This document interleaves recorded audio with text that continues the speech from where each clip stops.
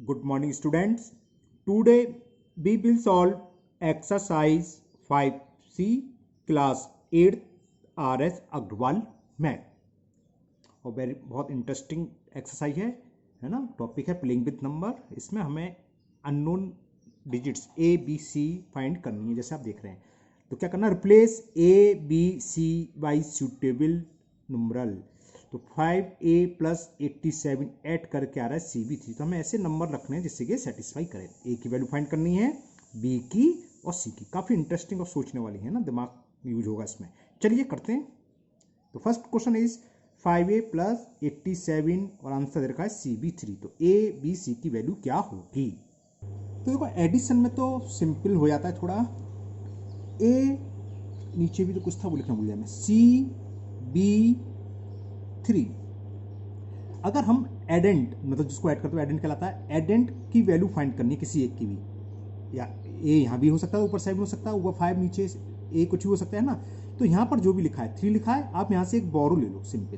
तो एक बोरो ले लिया तो कितना हो 13 में से यहाँ जो भी नंबर दे रखा हो उसे सब्ट्रैक्ट कर दो, वो ए की वैल्यू निकलाएगी।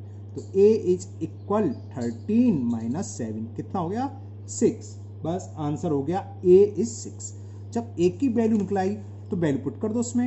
ए की वैल्यू क्या हो गई 6, तो ये 56 हो गया 87। इन दोनों नंबर को तो मैथ सिंपल कर सकते हैं। 6 7 13 कैरी 1 8 और 1 9 और 5 14 आ गया 14। कंपेयर कर दो तो सी के प्लेस पर क्या है ए और बी के प्लेस पर क्या है 4। तो value of B is 4 and value of C is 1। It is the answer of question number 1। Simple था है ना, कोई सोचना नहीं पड़ा ज्यादा। Now question number 2। Question number 2 भी एडिशन पर है और इसमें क्या है दिखाते हैं हम आपको। And the question 2 is 4C B है 8 देख लूँ, B6 बी है ये है ना, B6 प्लस 3698 और आंसर देखा 817। तो ए तो वही उस वाले क्वेश्चन में ए ऊपर था नीचे, हमने क्या था इसको देखेंगे और एक बोरो ले लेंगे। तो ए की वैल्यू क्या हो जाएगी, 1 बोरो लिए तो 13 हो गया ये, और 13 में से इनमें से जो भी नंबर दे रखा उसको सब्ट्रैक्ट कर दो। 13 माइनस 6 इज 7। तो एक की वैल्यू आ गई 7। अब जरा 7 पुट करो, 6 और 7 13 कैरी ओवर 1 1 यहाँ आएगा तो 9 और 1 10 10 हो गया। हमें बी निकालना, फिर वही हमने बताया था यहाँ से बोरो ले लो और तो 10 हो गया है ना। तो 9 1 बोरो लिए तो 17 हो गया। तो बी की वैल्यू क्या होगी, 1 बोरो लिया तो 17 और माइनस जो भी नंबर दे रखा वो सब्ट्रैक्ट कर दो। दोनों में से एक तो दे रखा हुआ, ये 9 दे रखा है और बोरो मिला के यहाँ क्या होता 10। तो 17 माइनस 10 तो क्या हो गया 7। तो बी भी 7 आ गया। यहाँ तक क्लियर, बी 7 आ गया। तो जरा ये 10 हो गया, 10 और 7 17 कैरी 1 1 इधर गया तो कितना हो गया 6 और 1 17। अब सी निकालना तो वही बोरो ले लो यहाँ। तो 11 में से 7 सेपरेट करो, सी निकलाएगा 11 माइनस 7 इज इक्वल 4। तो value of C is 4। Clear, तो आंसर आ गया a इक्वल टू 7। तो लिख दो a, आप चेक कर सकते हो देखो 4, c की वैल्यू क्या आई है 4, b की वैल्यू क्या आई है 7 और 6 तो 6 है ही, और 3 6 9 a की वैल्यू क्या थी 7। प्लस करो, ये चेक करने के लिए है ना, ये आता नहीं आता चेक करते हैं। 7 6 13 कैरी ओवर 1 9 1 10 7 17 कैरी 1 6 4 10 1 11 कैरी 1 4 3 7 1। देखो वही आ गया 8173। तो it is the answer a is equal 7, b is equal 7 and c is equal 4। बस a b c की वैल्यू ये तो हमने केवल चेक करा है। तो है सिंपल, ऐड वाले तो सिंपल है ना। Now next question, question number 3। अब देखो क्वेश्चन नंबर 3, a प्लस ए को 3 टाइम्स प्लस करा और b a आ रहा है, यानी कि जो भी डिजिट है लास्ट में वही आ रही है, यहाँ कुछ भी हो है ना। तो देखो ऐसे ए कितने टाइम्स है 3 टाइम्स, 3 टाइम्स का मतलब ऑड। तो ऐसी सिर्फ 2 ही डिजिट्स हैं जिनको हम, और उसमें भी एक ऐसी है उसको चाहे इवन बार करो चाहे ऑड बार। तो ऑड में 0 को छोड़ दें तो जीरो को तो कितनी बार ऐड करो 0 आता है, एक 0 और एक क्या है 5 है ना। 2 डिजिट्स ऐसी हैं जिनको ऑड बार ऐड करें तो लास्ट में 0 को ऐड करें तो 0 आएगा और 5 को ऐड करेंगे तो 5। जैसे 3 बार ऐड कर रहे हैं तो या तो ए की वैल्यू 0 हो सकती है। अगर ए की वैल्यू 0 लेते हैं तो 0 प्लस 0 प्लस 0 0 सिंगल डिजिट्स का हो गया, 2 डिजिट्स का रहा। तो ये तो यहीं क्लियर हो गया ए इक्वल टू 5 है। बस देखो ए की वैल्यू क्या हो गई 5। देखो 5 को 3 बार ऐड करो तो 5 3 जा 15, तो 5 आ गए लास्ट में। 7 बार ऐड करोगे क्या आएगा 35, फिर 5 आ गया, 5 बार ऐड करोगे तो 5 5 25 आ गया। तो मैं बता रहा हूँ ऑड बार प्लेस करें तो सिर्फ 2 ही डिजिट्स हैं, 0 और कोई नहीं। 3 देखो, 3 को अगर 3 बार करोगे 3 3 9 सेम नहीं आई, 3 को 7 बार 3 7 21 बना गया, सेम नहीं आई। तो केवल 5 और 0 ऐसी हैं, तो 0 तो यहाँ फेल हो गई। 0 क्यों फेल हो गई? क्योंकि 0 प्लस 0 करेगा 2 डिजिट्स का नंबर आएगा नहीं। तो ये क्लियर हो गया, a की वैल्यू क्या है 5। तो a इज इक्वल टू 5। जब a निकला है तो पुट कर दो 5 प्लस 5 प्लस 5 क्या हो जाएगा 15, 5 प्लस 5 प्लस 5 इक्वल टू 15। तो v की वैल्यू क्या हो गई 1। तो a तो हम ऊपर लिख सकते थे, तो a is equal 5 and the value of b is equal 1. It is the question number 3. Now we will solve question number 4. And the question 4 is 6a minus ab और result is 37. तो क्या होगा देखते हैं, यहां से देखते हैं। देखो 6 में से हम कुछ सब्ट्रैक्ट कर रहे हैं तो 3, तो ये तो क्लियर हो गया a की वैल्यू 3 से तो अधिक हो नहीं सकती, है ना। कैसे 6 माइनस a इक्वल टू 3, तो 3 को ले जाएंगे तो a इक्वल टू 6। अब क्या तक हम बोरो भी तो ले लेते हैं, तो यहाँ कुछ भी हो सकता है। अब ये क्लियर हो कि a की वैल्यू 3 से बड़ी नहीं हो सकती, है ना। तो a क्या होगा 1 होगा या 2 होगा या 3 भी हो सकता है, 1 2 3। तो अगर मान लो 1 भी है तो 1 में से क्या सब्ट्रैक्ट करें 7, मतलब ही नहीं है, यानी कि बोरो लिया होगा। 2 में से क्या सब्ट्रैक्ट करें 7, 2 से बड़ा आ रहा है तो बोरो लिया होगा। या 3 में से क्या सब्ट्रैक्ट करें 7, तो यानी कि हर कीमत पर बोरो लिया होगा। जब यहाँ पर एक बोरो लिया होगा तो यहाँ क्या रह गया होगा 5, पहले ये निकाले 5 भी तो रह गया, समझ में आ रही है बात। जब यहाँ बोरो लिया तो क्या होता है, बोरो लिया तो यानी कि एक नंबर कम हो गया, 6 माइनस 1 रह गया। और इसमें से हम सब्ट्रैक्ट कर रहे हैं माइनस a, मतलब a सब्ट्रैक्ट करें तो इक्वल क्या आ रहा है 3। तो यहाँ से a की वैल्यू निकाल लो पहले। 6 में से 1 गया, 5 minus a is equal to 3, 5 minus 3 is equal to a। तो a की वैल्यू आ गई 2, तो a is equal to, clear. जब a 2 आ गया तो 2 लिख दो, है ना। तो अब ये नंबर क्या हो जाएगा, ये हो गया 6 2 2 वी सब्ट्रैक्ट कर रहे हैं तो ये हो गया 37। ओके, अब क्या है यहाँ, हमने डायरेक्ट तो सब्ट्रैक्ट कर नहीं सकते, बोरो लेंगे। 12 में से v सब्ट्रैक्ट करा तो 7, वो फॉर्मूला लगा दो। तो 12 माइनस v इक्वल टू 7, है ना। बोरो लेते 12 में से v इक्वल टू 7, तो v को उधर ले आए, 7 ले आए। 12 minus 7 is equal to v, तो v is equal 5। That is the answer. The value of a is 2 and the value of b is 5. Okay clear. Check करना चाहते हो आप चेक कर लो, यहाँ 5 रख के देख लो, है ना। तो 12 में से 5 गया 7, बोरो चला गया, यहाँ 5 में से 2 गया 3। आंसर इज करेक्ट, यानी कि हमारा जो वैल्यू निकालनी है a इज इक्वल टू 2 और b is equal to 5 is the correct value. Now next question, question number 5। अब वही 5 में से हमने क्या सब्ट्रैक्ट करा 9, 5 में से कुछ सब्ट्रैक्ट करा, 5 से बड़ा आ रहा है, तो जाहिर सी बात है यहाँ से हमने बोरो लिया होगा। बोरो लिया होगा तो क्या हो जाएगा, 1 ही लेते हैं तो 15 हो जाएगा। तो वही से निकालो, 15 minus a is equal to 9, है ना। 15 में से हम a सब्ट्रैक्ट करें तो 9 आ रहा है, ये तो मतलब है। तो a की वैल्यू यहाँ से निकलाएगी, 9 को उधर ले आए, 15 minus 9 is equal to a। So value of a is 6, तो a तो निकला है 6। यहाँ तक क्लियर, हमने यहाँ 6 से लिख दिया, है ना। तो हमने बोरो ले लिया यहाँ पर, तो यहाँ क्या रहेगा b माइनस 1। जब बोरो ले लिया तो एक कमी तो जाएगा, तो यहाँ देखो b माइनस 1, उसमें से हम क्या सब्ट्रैक्ट कर रहे हैं -8, और रिजल्ट क्या आ रहा है 5। तो क्या हो गया b minus 9 is equal to 5। तो v इक्वल टू क्या हो गया, v is 5 plus 9 is equal to 14। 14 का मतलब समझ में आया, यहाँ 4 होगा, जब 1 बोरो लिया होगा तो 14 हुआ, तो v की वैल्यू कितनी हो गई, तो v इज इक्वल 4। बात क्लियर कि नहीं क्लियर, है ना। समझ में आ गया, तो b भी निकलाया, यहीं लिख देता हूं। तो v इज इक्वल 4। अब यहां हमने एक बोरो ले लिया, वही प्रोसीजर यहाँ चलो। तो यहाँ क्या रहेगा c माइनस 1, तो c माइनस 1 उसमें से भी हम 2 सब्ट्रैक्ट कर रहे हैं, और क्या आ रहा है रिजल्ट 2। तो c माइनस 3 इक्वल टू 2, तो c equal to 2 plus 3। Value of c is equal to 5. So it is the answer. A is equal to 6, B is equal to 4 and C is equal 5. Check करना चाहते हैं check कर सकते हैं। C की value put तो C B 5, C की value क्या 5, B 4 और ये 5 तो यही।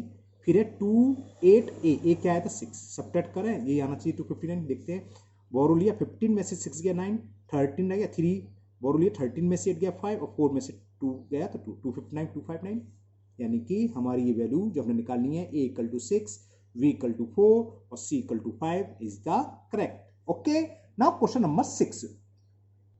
Now question number 6, ab into 3 is equal C A B, यानी कि 3 का मल्टीपल हमने b में करा और बीई आ गया। ऐसे दो ही नंबर होते हैं 3 के लिए, एक तो 0 है ना और एक 5। अगर हम 3 का मल्टीपल 0 करेंगे 3 0 0 आ जाएगा और 3 5 या 15 लास्ट में 5 आ रहा ना, 3 5 जा 15 तो लास्ट वाले में b आ गया या 0। इसके अलावा कोई नंबर नहीं, चेक कर लो। 1 है, 3 1 जा 3, 1 में कर बनाना चाहिए नहीं आया। 2 है, 3 का करेंगे 6, 2 आना चाहिए नहीं आ रहा। 3 है, 3 3 जा 9 जबकि 3 आना चाहिए। ऐसे कोई नंबर नहीं है, सिर्फ दो डिजिट्स हैं 0 एंड 5, जिसमें हम 3 से मल्टीपल करें तो लास्ट में 0 और 5 आता है। अब देखते हैं, इसी तरह देखो 3 का a में करा तो a है ना, तो इनमें से एक हो तो ये क्लियर हो गया, बस यही हो गया। a b की वैल्यू 0 होगी या 5 होगी। अब किसकी 0 होगी किसकी 5, ये छोटे से रख के देख लो।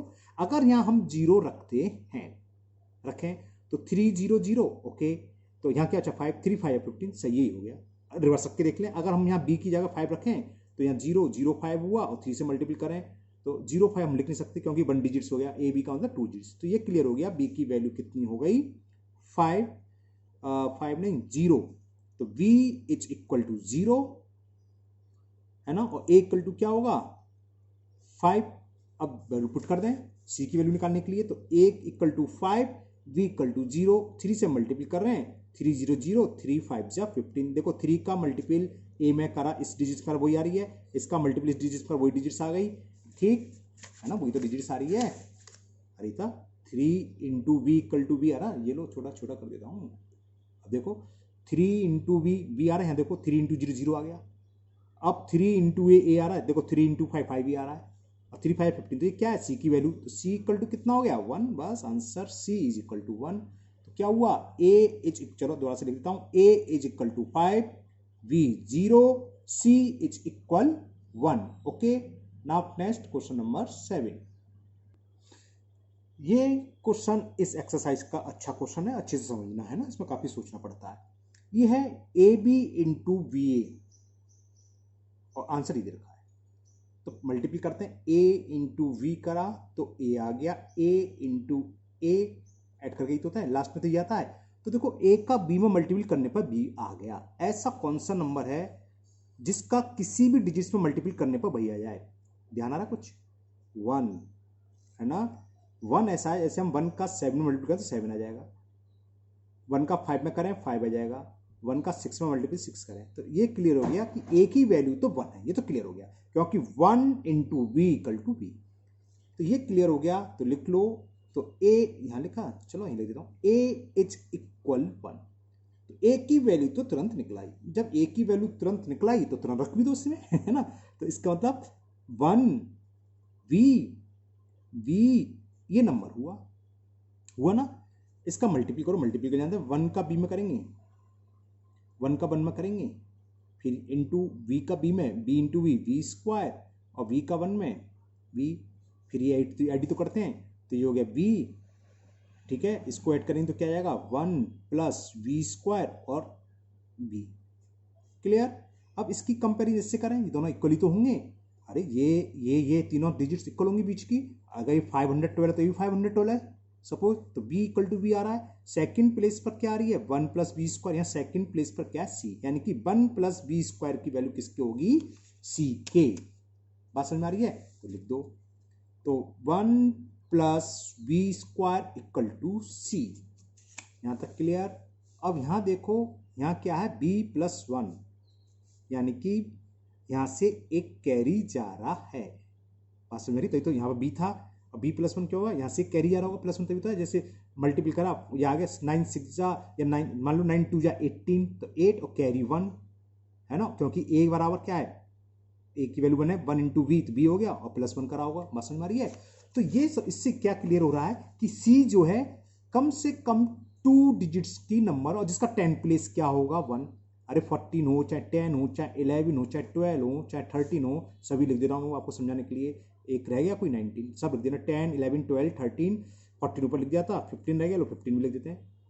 ये नंबर होगा तभी तो, मान लो ये आ गया तो 4, तभी तो कैरी 1 आया तभी तो +1 हो रहा है। तो इनमें से कोई एक नंबर आएगा सी की जगह, यानी कि लास्ट प्लेस यूनिट ये होगी कोई।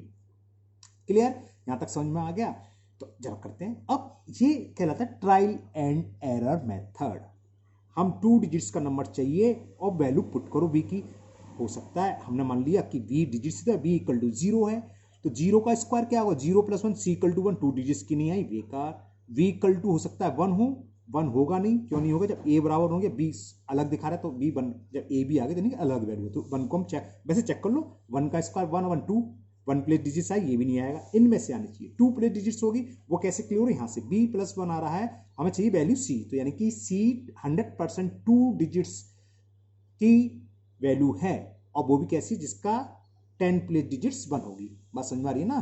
तो c की वैल्यू निकालने हैं, तो b की वैल्यू हमने 2 रखी, अब 2 2 जब 4 1 5, ये भी बेकार हो गया, b 2 नहीं हो सकता। अब b की वैल्यू हमने 3 रखी है ना, 3 रखें, 3 3 जा 9 और 1 10, तो b 3 हो सकता है। जब b हमने रखा तो c 10 आ गया। जरा 4 रख के देखें, b की वैल्यू 4 4 जा 16 और 1 17, तो c 17 आ गया।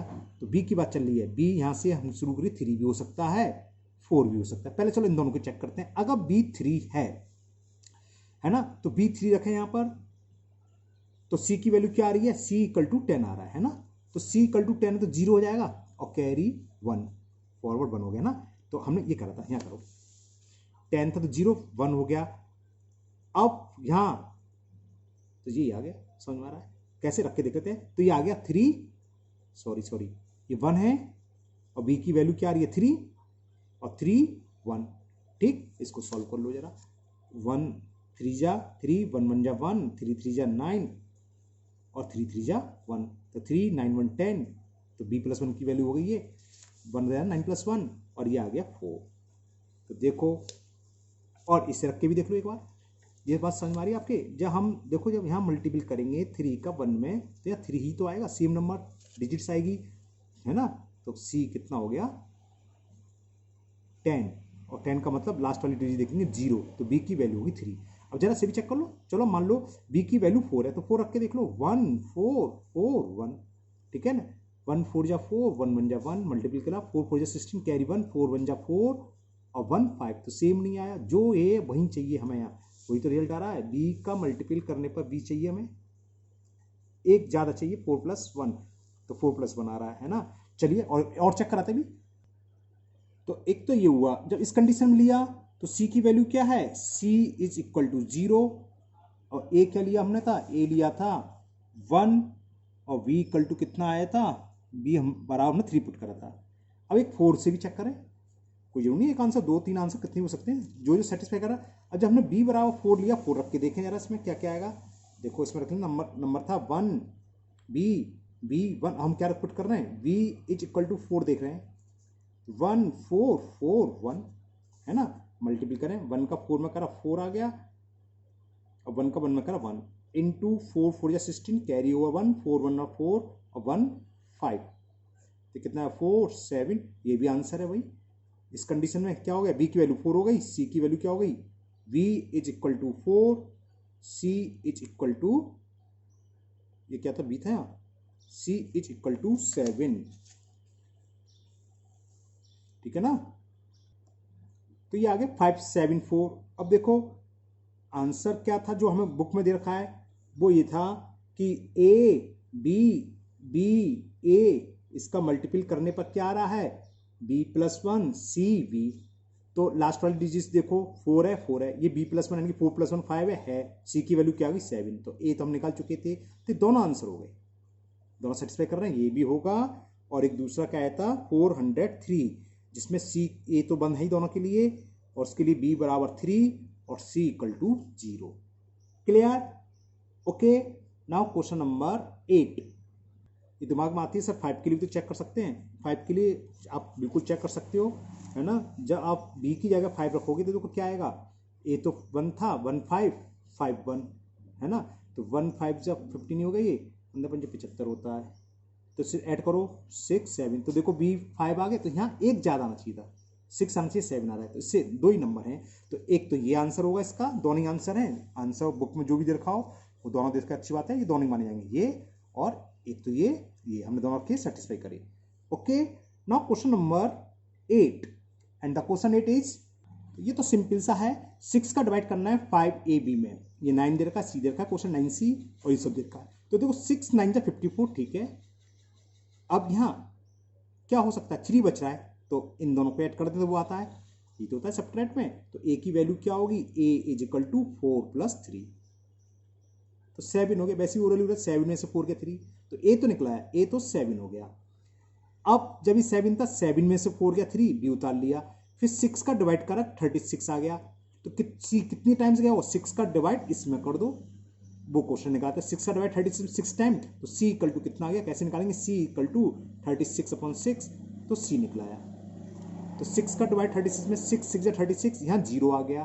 तो 0 कैसे आएगा, जब b में से 6 जाए तो 0, तो v -6 इक्वल टू 0, ओरली 6 में 6 गया 0, b 6, लेकिन मैथमेटिकल ऐसे होगा, b में से हमने 6 गिराया तो 0 बच रहा है, तो b की वैल्यू क्या होगी 6, तो b इक्वल टू आ गया 6। तो आंसर हो गया a इज 7, b 7 नहीं, हाँ, और b इज 6 और c की वैल्यू, c भी 6 है और c इज 6, c लिखने होंगे 6 ही लिख दिया, 6 है ना।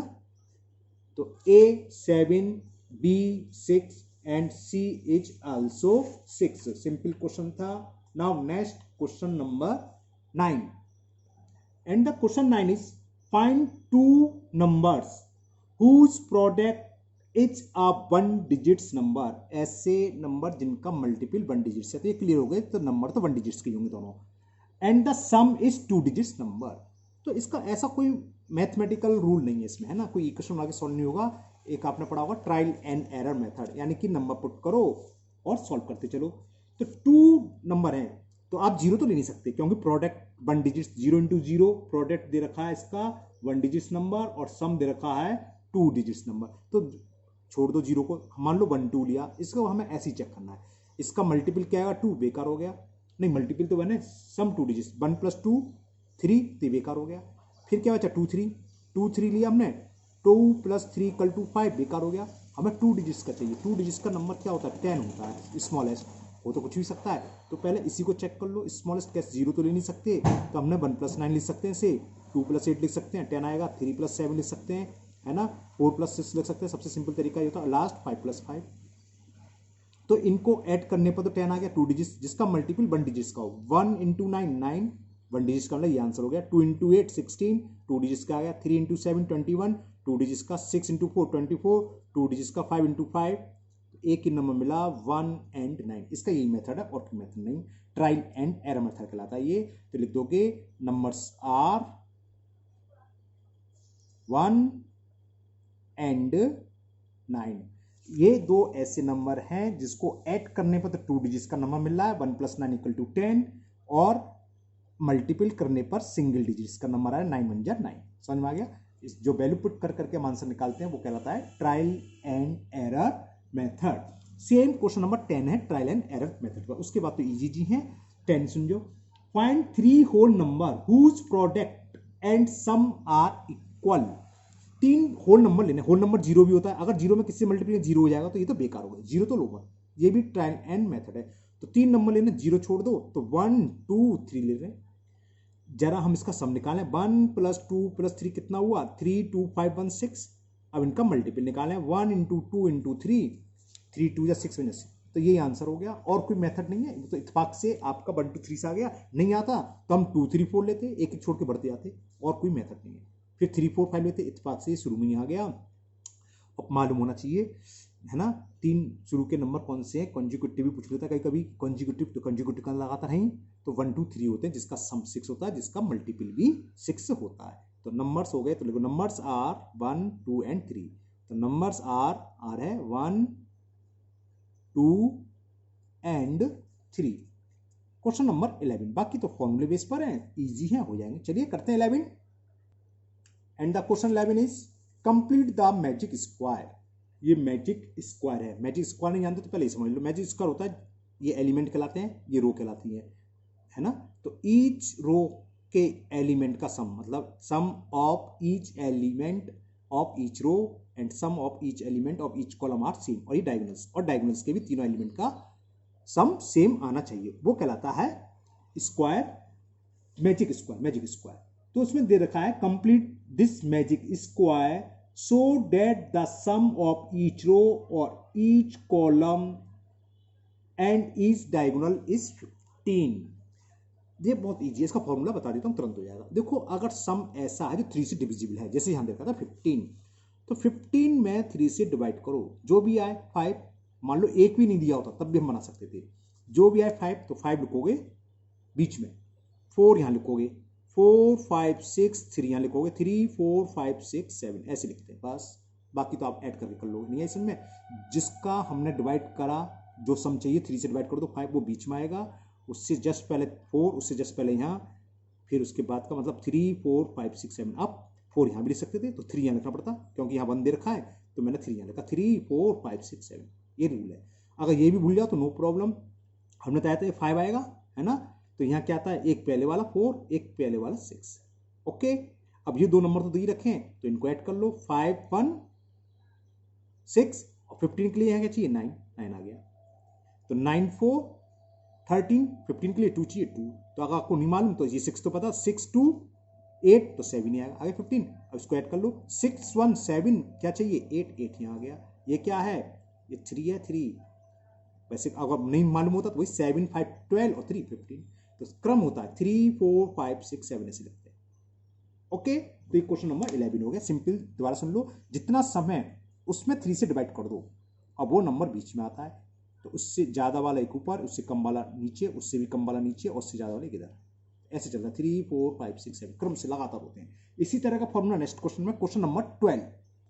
And the question number 12, fill in the number from 1 to 6। इन सर्किल में हमें 1 से लेकर 6 तक नंबर बनने हैं। इससे पहले वाले में बताना भूल गया, एक नंबर एक ही बार भरा जाता है ना, वो इससे जो पहले पढ़ा था हमने, वो भी ऐसी था। कौन सा, magic square. 1 to 6 without repetition, यानी कि कोई रिपीट नहीं करना, एक नंबर को एक ही बार फिल करना है। So that each sides of the triangle adds up to 12। इस तरह के कि अगर इन तीनों को ऐड करें तो 12 आएगा। सेम वही रूल चलेगा, कितना सम है 12, उसमें 3 से डिवाइड करो, ये आ गया 4। अब ये वर्टेक्स हैं ट्राइंगल के, ये 4 आप कहीं भी लिख दो, कहीं भी लिख दो। मान लो 4 यहां लिखा, 4 के बाद क्या आता है 5, 5 के बाद क्या आता है 6। समझ में आ गया। अब कहते हैं सब 4 यहाँ, बात वही है, इसे भाई घुमा लो, देखो ऐसे कर लो, तो अब क्या गया, बात तो हो गया, 4 इधर आ गया, ऐसे घुमा लो तो 4 इधर आ गया, तो एक ही बात है, कहीं भी लिखो। बहुत से लोग हैं 3 तरीके, वो ये कहलाता है साइक्लिक क्रम, यानी कि सेम है। तो 4 5 6, या 4 यहाँ लिख दो तो 4 5 6, या 4 यहाँ लिख दो, एक ही बात है। यहां तक समझ में आ गया।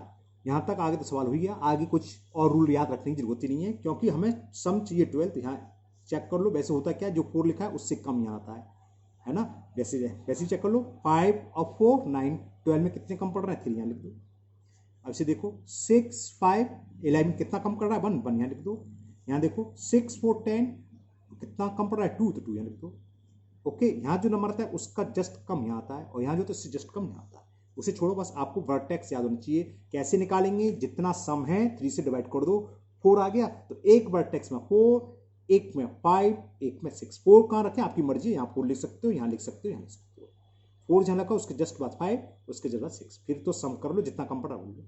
तो देखो चेक कर लिया, it is the 12। Now question number 13। अब देखिए क्वेश्चन नंबर 10 में क्या है, हमने 10 नंबर ले रखे हैं। 10 numbers are shown below. A first हो गया, comma b, a plus b, a plus 2b, 2a plus 3b, 3a plus b, and so on, और last one is 21a plus 34b। Sum of all these number is 11 5a plus 8b is equal 11 into 7th number. Taking a is equal to 8 or b is equal to 13. Write 10 Fibonacci number. ये number लिखने तो a की value put कर दो, b की value put कर दो बस। And verify the sum of all these number, तो हम उनका सम निकालेंगे और ये करेंगे और फिर आ जाएगा 11 to 7th नंबर। चलिए करते हैं, थोड़ा बड़ा है, करते हैं। तो ये नंबर्स दे रखे हैं, a, b, a plus b, a plus 2b, 2a plus 3b, and so on. Last one is 21a plus 34b। और क्या दे रखा हमें, value of a, the value of a is 8 and value of b is 13। तो value put कर दो, तो number क्या होंगे, नंबर्स आर फॉलोइंग, ऐसे लिख रहा हूं। फर्स्ट नंबर है ए की वैल्यू क्या है 8, तो पहला नंबर तो 8 हो गया। फिर बी, तो दूसरा 13 हो गया। फिर इन दोनों का ऐड ए प्लस बी, है ना, 13 प्लस 8 21। फिर क्या हो गया, ए तो वैल्यू है 8 और 2a, 13 2 जा 16, 16 और ए 34 हो गया। फिर 2a, तो 8 2 जा 16 और 19 55 आ गया। ठीक, इस तरह से हम ये नंबर लिख लेंगे। देखो कर लो 3a, तो 8 3 जा 24, 24 और 3 13 5 65, 65 and 24 is 89 and so on. इस तरह से हमने जब कैलकुलेट करी, मैंने कैलकुलेट कर ली है क्योंकि टाइम कम हो, ये आ जाएगा 144, फिर आ जाएगा आप 233, 377 and last one is 610। 1 2 3 4 5 6 7 8 9 10। Okay, ये नंबर आ गए। अब कह रहा है sum of all these number are 11। ये sum of all these number कितना देखा है, हमें वेरीफाई करना है। तो सम ऑफ ऑल नंबर्स, इन सबका सम निकाल लो, कितना हो गया 8, नहीं फॉर्मूला देखा, फॉर्मूला लगा दो। ये देखा है 11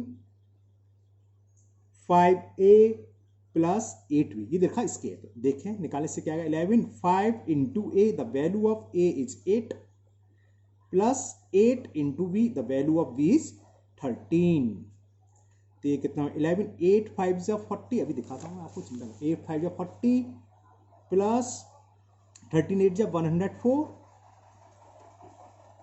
दोनों को ऐड करा कितना हो गया 11 144, तो 144 में मल्टीपल कर दो 144 144 4 8 1584।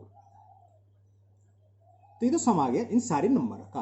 अब ये करा, ये हमें वेरीफाई करना है कि ये इक्वल किसके होगा 11 इंटू 7th नंबर। अब ये निकाल के देखें, तो 11 इंटू 7th नंबर, ये देखें कितना आता है, तो 11 इंटू 144 होगा 7 नंबर। चेक करते हैं, यहाँ से चेक करो, first second third fourth fifth six 7 number कितना है 144, तो 11 इंटू 144, तो ये भी आ गया 1584, वेरीफाई हो गया, है ना। तो नेक्स्ट लिख दो, so sum of all numbers is equal to 11 into 7th number, verified, या it is verified. Okay, now last question of this exercise, question number 14, and the last question is complete the magic square। 4x4 का square है, ऊपर 3x3 का था, तो हमें इसे complete करना है। बहुत सिंपल है, इसका मतलब क्या है, ईच रो का सम, ईच कॉलम का सम और ईच डायगोनल का सम इक्वल आना चाहिए। तो एक कंप्लीट देखिए, पहले इसका सम कर लें, कितना आता है देखते हैं। 11 एंड 12 23 30, यानी कि ईच रो ईच कॉलम का सम कितना आएगा 30 30। तो यहाँ एक कम पड़ा है, तो पहले यही निकालते हैं। 12 2 14 14 1 15, तो 30 में से कितना ऐड कर दें 15 में कि 30 आया, 15 ही आ गया, 30 में से 15 का 15, तो ये तो फिल हो गया, मैंने अंडरलाइन कर दी, इसे पता चल गया हमने फिल करा।